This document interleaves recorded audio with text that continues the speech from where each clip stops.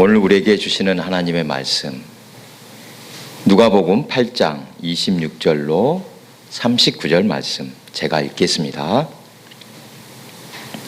그들이 갈릴리 맞은편 거라사인의 땅에 이르러 예수께서 육지에 내리심에 그 도시 사람들로서 귀신 들린 자 하나가 예수를 만나니 그 사람은 오래 옷을 입지 아니하며 집에 거하지도 아니하고 무덤 사이에 거하는 자라. 예수를 보고 부르짖으며 그 앞에 엎드려 큰 소리로 불러 이르되 지극히 높으신 하나님의 아들 예수여, 당신이 나와 무슨 상관이 있나이까? 당신께 구하노니 나를 괴롭게 하지 마옵소서 하니, 이는 예수께서 이미 더러운 귀신을 명하사 그 사람에게서 나오라 하셨습니다. 귀신이 가끔 그 사람을 붙잡음으로 그를 쇠사슬과 고랑에 매어 지켰으되 그 맨 것을 끊고 귀신에게 몰려 광야로 나갔더라.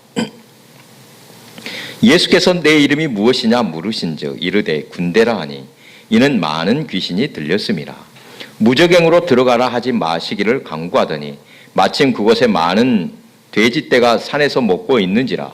귀신들이 그 돼지에게로 들어가게 허락하심을 강구하니 이에 허락하시니, 귀신들이 그 사람에게서 나와 돼지에게로 들어가니 그 떼가 비탈로 내리다라 호수에 들어가 몰사하거늘, 치던 자들이 그 이루어진 일을 보고 도망하여 성내와 마을에 알리니, 사람들이 그 이루어진 일을 보러 나와서 예수께 이르러 귀신 나간 사람이 옷을 입고 정신이 온전하여 예수의 발치에 앉아 있는 것을 보고 두려워하거늘, 귀신 들렸던 자가 어떻게 구원받았는지를 본 자들이 그들에게 이르매 거라사인의 땅 근방 모든 백성이 크게 두려워하여 예수께 떠나가시기를 구하더라.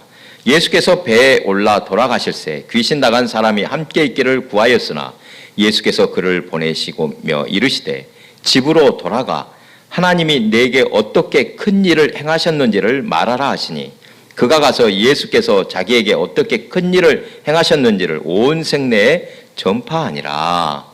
아멘. 함께 인사 나눕니다. 보고 싶었습니다. 사랑합니다. 우리는 한 가족입니다. 한 주 못 뵈니까 너무 반갑고 보고 싶었던 얼굴들이 또 있습니다. 이따 광고 시간에 또 나누도록 하겠습니다.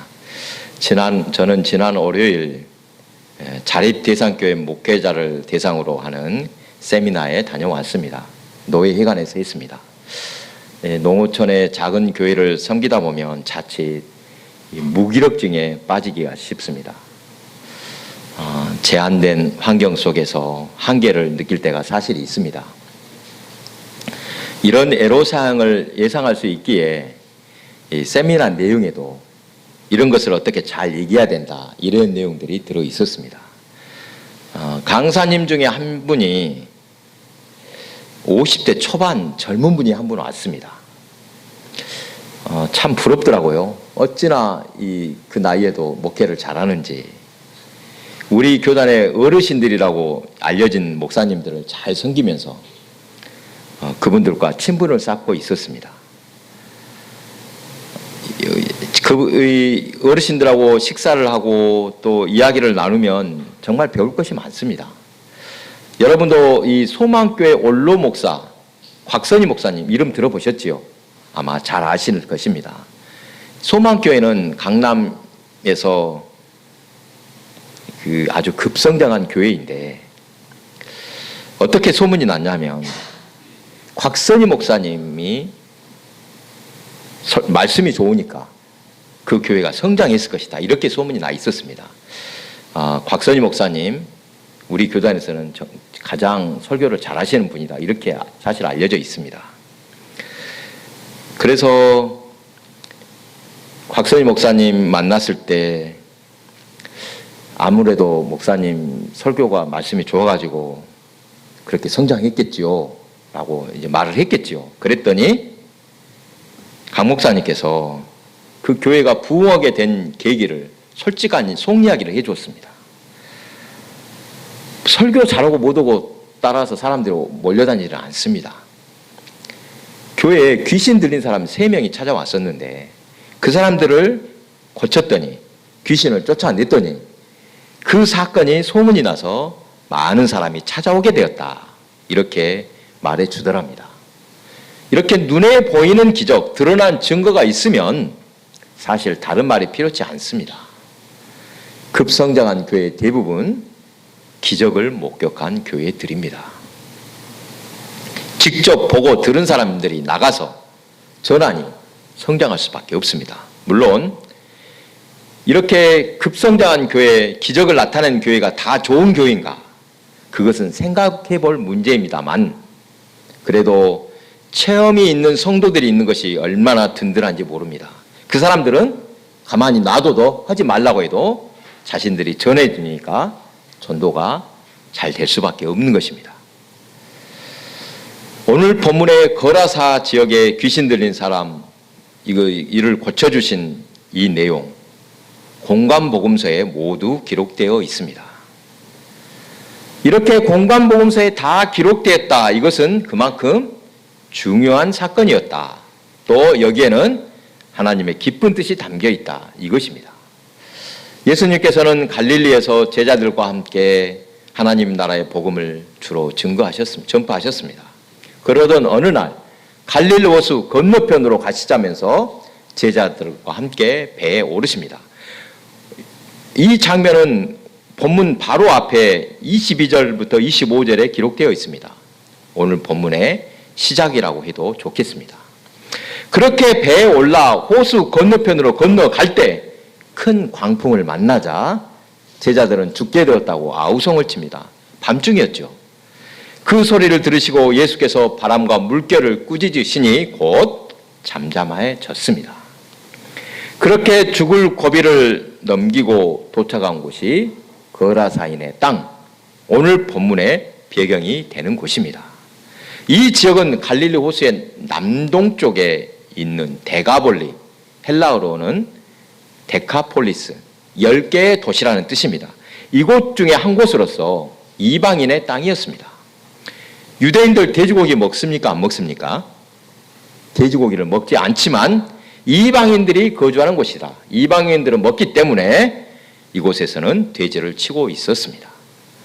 데가볼리 중에서도 거라사는 가장 크고 중요한 도시였다고 하는데 유대인들은 이곳을 좋아했을 리가 없습니다.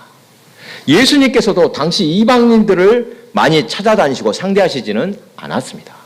그런데 지금 예수님께서는 광풍의 위협을 무릅쓰고 거라사 지역으로 들어가신 것입니다. 그곳에 도착했을 때 누구를 만나셨습니까? 오늘 본문에 나오는 귀신 들린 자를 만납니다. 여러분 잘 읽어보니까 이 사람의 상태가 아주 심각해 보입니다. 어떻게 읽고 있습니까? 옷을 입지 않은 지 오래되었다. 또 집에서 사는 것이 아니라 무덤 사이에서 산다. 여기에서는 무덤 사이라고 했지만 유대인의 문화를 알면 무덤 사이가 아니죠. 무덤 속입니다. 왜요? 굴 속에다 파고 묘를 했기 때문에. 굴 속에서 살고 있었습니다. 이 사람을 지키려고 묶어두려고 쇠사슬로 또 고랑으로 메어놔도 귀신이 한번 요동을 치면 얼마나 힘이 센지 다 끊고 광야로 뛰쳐나가곤 했습니다. 여러분 실제 이런 사람이 우리 동네에 산다면 얼마나 무섭겠습니까? 그런데 이렇게 험악하게 굴던 사람이 예수님 앞에 와서 바짝 엎드립니다. 왜 그랬습니까? 예수님께서 이미 그를 괴롭히는 귀신에게 명령하셨습니다. 나가라 하셨기 때문에 그가 얼른 예수님 앞에 와서 무릎을 꿇었던 것입니다. 이때 귀신 들린 자가 엎드려서 뭐라고 합니까? 사실 사람의 말이 아니죠. 귀신이 하는 말입니다. 28절 중반 큰 소리로 불러 이르되 지극히 높으신 하나님의 아들 예수여 당신이 나와 무슨 상관이 있나이까? 당신께 구하노니 나를 괴롭게 마옵소서. 그의 말 중에 당신이 나와 무슨 상관이 있습니까? 이 말은 당시 관용어처럼 사용되었다고 합니다. 관용어가 뭡니까? 그저 주로 많이 쓰는 말. 뭔가 성가시거나 관여하기 싫은 일에 끼게 되었을 때 이 말을 했다고 합니다. 우리가 흔히 쓰는 말로 나한테 왜 이럽니까? 나 좀 내버려 두시오. 이 말과 똑같습니다. 같은 사건을 기록한 누가복음 8장 29절은 이렇게 말합니다. 우리가 당신과 무슨 상관이 있나이까? 때가 이르기 전에 우리를 괴롭게 하시려고 여기 오셨나이까? 그러니까 귀신들도 예수님께서 그들을 심판하러 오신 분인 것을 알았다는 것입니다. 예수님이 그 사람에게서 나가라 명령하실 때 아직 내가 심판받을 때가 멀었는데 왜 당신이 나와 상관하십니까? 나 좀 내버려 두십시오 라고 귀신이 대드는 것입니다. 예수님께서는 귀신들의 이름을 물으시자 뭐라고 합니까? 자신들의 이름을 군대라고 합니다. 얼마나 많은 귀신이 씌었기에 군대라고 했는지. 이 군대의 원어는 레기온인데 적게는 1000명에서 많게는 약 6000명으로 구성되었습니다. 이 많은 수의 마귀가 한 사람한테 쓰여 있다는 것입니다. 얼마나 끔찍합니까? 쇠사슬을 끊는 일도 아니었을 것 같습니다. 그렇게 많은 수의 귀신이 지금 주 예수님 앞에 무릎을 꿇고 벌벌 떨고 있다는 것입니다. 예수님 앞에서 하는 말이 제발 무적행으로는 들어가라고 하지 마십시오. 무적행, 한자로 없을 무, 저자가 무슨 저자입니까? 바닥저. 바닥이 없는 것으로 도저히 헤어나올 수 없는 지옥을 말합니다. 요한계시록 20장에서는 하나님의 천사가 사단을 결박하여 이 무적행에 가두는 장면이 나옵니다. 그 영원한 지옥에 지금 당장에는 자신을 가두지 말아달라고 예언하고 있습니다. 지금 귀신의 입을 통해 예수님은 이 귀신을 심판하시는 분임을 분명히 알 수 있습니다. 여러분, 우리 주 예수의 이름에 이러한 권세가 있음을 믿으시기 바랍니다. 군대 귀신들이 무적행 대신 가게 해달라고 한 곳이 어디입니까? 산에서 먹고 있던 돼지떼였습니다. 역시 같은 사건을 기록한 마가복음 5장에서는 약 2000마리쯤 된다고 했습니다. 아주 많은 숫자입니다. 예수님께서 허락하시자 귀신들은 돼지떼들에게 들어가 호수로 내리달아 모든 돼지가 몰사하고 맙니다. 한 생명을 살린 정말 영광스러운 일인데 한쪽에서는 심각한 표정을 짓습니다.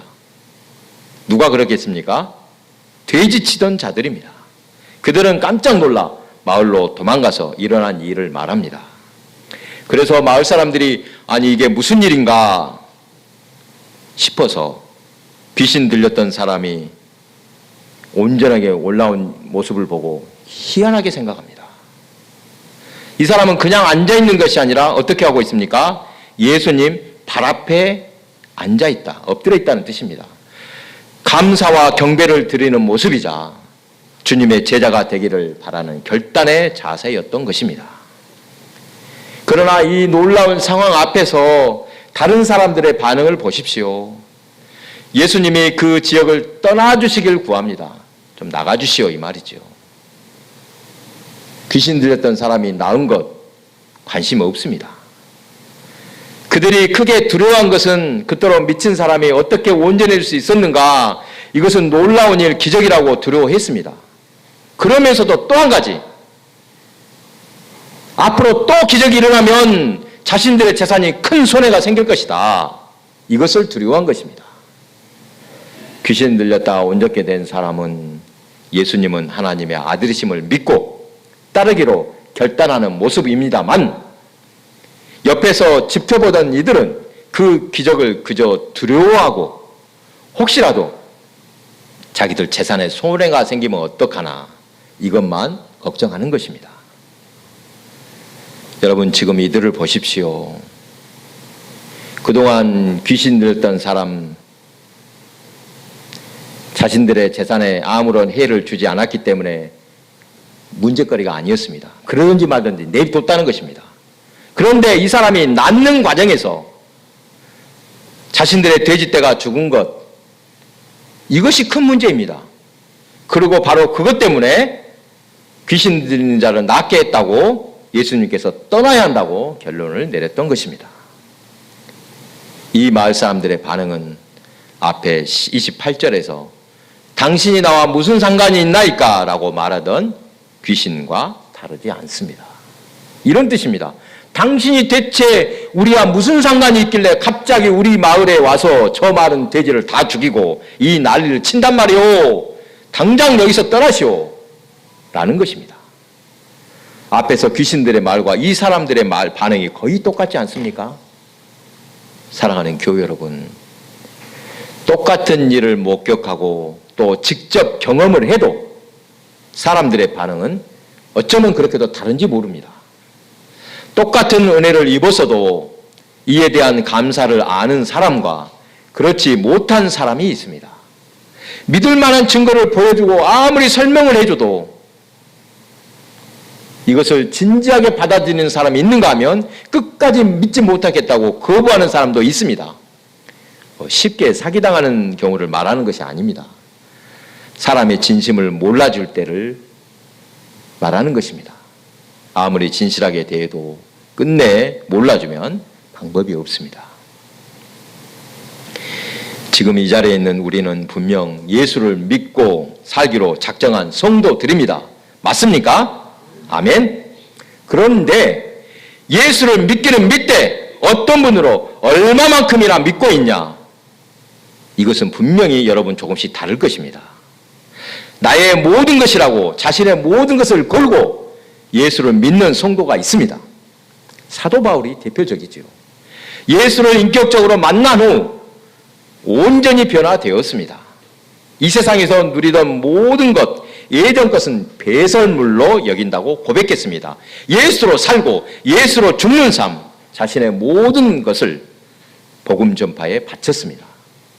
목숨까지도 두려워하지 않고 마지막에는 순교로서 가장 아름다운 열매를 드렸습니다. 이처럼 가장 귀한 것까지 주님을 사랑하여 드리는 성도가 있는가 하면 예수를 수단으로 삼는 사람들도 있습니다. 이 사람들은 성도라고 하면 안 됩니다. 흔히 어떻게 말해야 되냐면 종교인들이라고 해야 합니다. 예수를 믿는 것도 다른 종교와 마찬가지라고 여긴다는 뜻입니다. 종교는 다 같은 것 아니냐? 이렇게 말합니다. 그러면서 자신의 소원을 이루기 위해 정성껏 신에게 빌고 신의 마음을 움직여 결국에는 자기 소원을 이루는 것, 이것을 이렇게 종교생활을 하는 사람들이 많다는 것입니다. 그러나 우리는 자신을 종교인이 아니라 그리스도인, 신앙인, 성도라고 말합니다. 예수를 믿는다는 말은 곧 예수의 제자로 살겠다는 다짐이기도 합니다. 예전의 나를 위해 내 욕심껏 살았지만 이제는 예수님 때문에 살아가는 인생이라는 사실 꼭 기억하시기 바랍니다.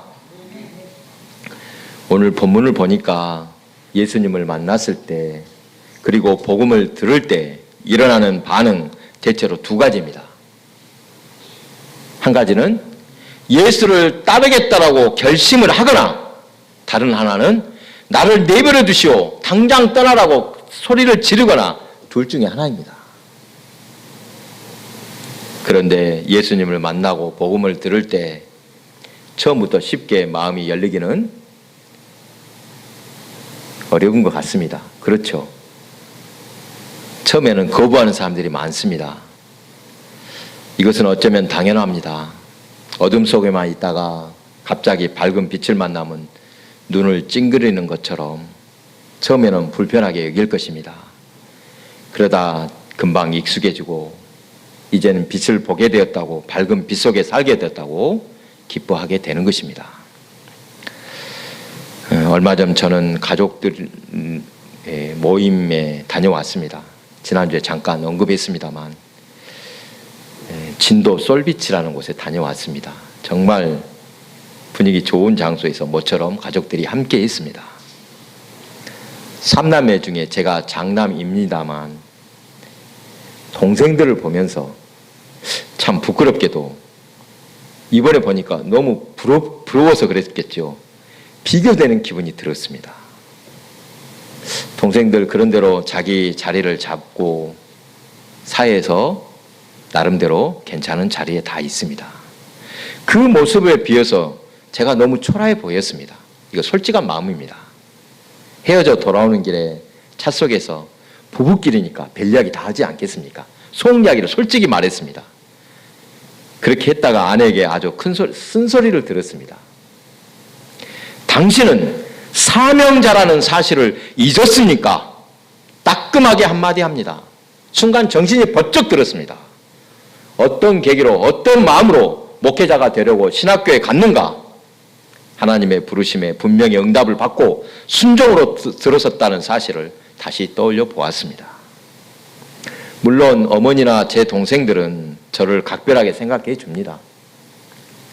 어머니도 저한테 그냥 이름 안 부르고 그냥 좋게 존칭을 써주시죠.